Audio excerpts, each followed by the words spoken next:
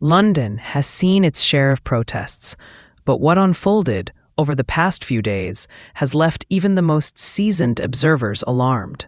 Masked men, loud chants, and flags waving through the streets of East London. Scenes that many thought belonged to another era have resurfaced. And yet, from City Hall, only silence.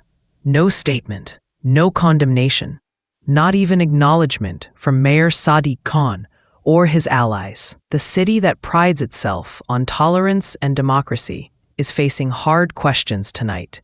Questions that no one at the top seems willing to answer.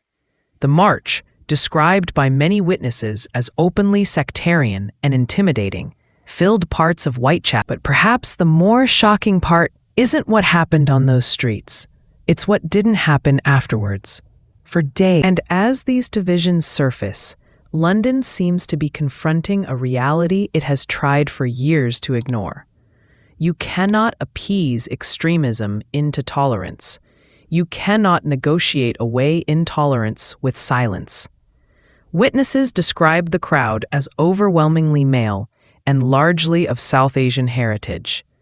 Many were wrapped in balaclavas, marching through neighborhoods that had no warning and little police presence. Some recorded themselves declaring allegiance to causes far beyond British civic life.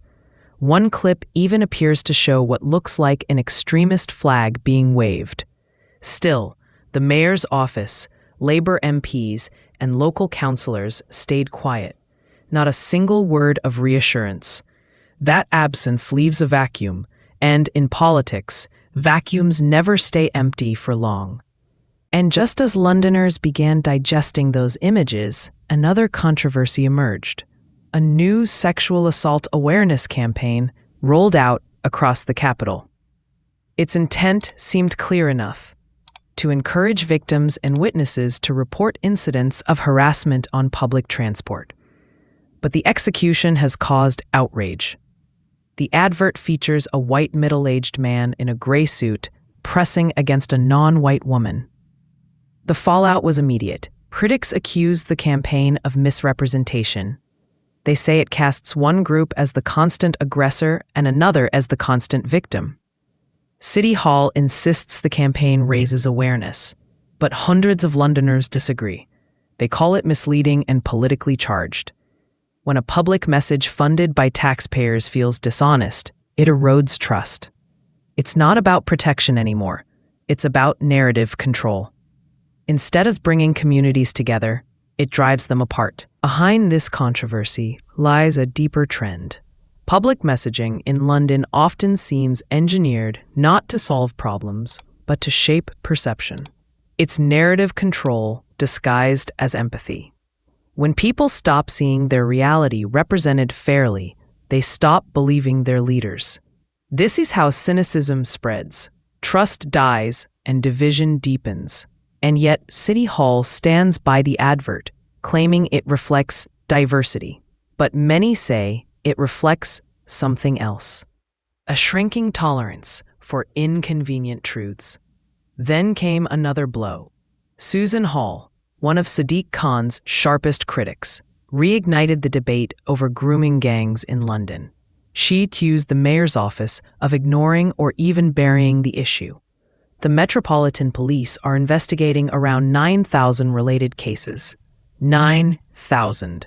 A staggering figure. When pressed, the mayor shrugged, saying he didn't know what she was talking about. That dismissive exchange went viral. Victims reached out to Hall, telling stories of abuse and neglect. They see a leader who claims inclusion, but ignores their suffering. If he truly didn't know about widespread grooming, that's negligence. If he did, and still failed to act, it's worse. The Police and Crime Commissioner title carries responsibility, not deniability. For survivors watching his tone, the message was clear. Their pain still isn't taken seriously. Inside City Hall, a pattern repeats. Avoid the issue. At the heart of all three stories lies one uncomfortable truth: a collapse of accountability. Each example shows what happens when leaders prioritize narratives over people. London has always been strong enough to face its truth if those in charge stop hiding from it. As pressure builds, the mayor's silence may become louder than his words. Citizens everywhere are asking whether his leadership has brought safety and unity or fear and confusion. The evidence points to the latter. Silence is not neutrality, it's complicity. When extremists shout unchecked, when adverts distort reality, when victims are ignored, London loses more than trust. It loses itself.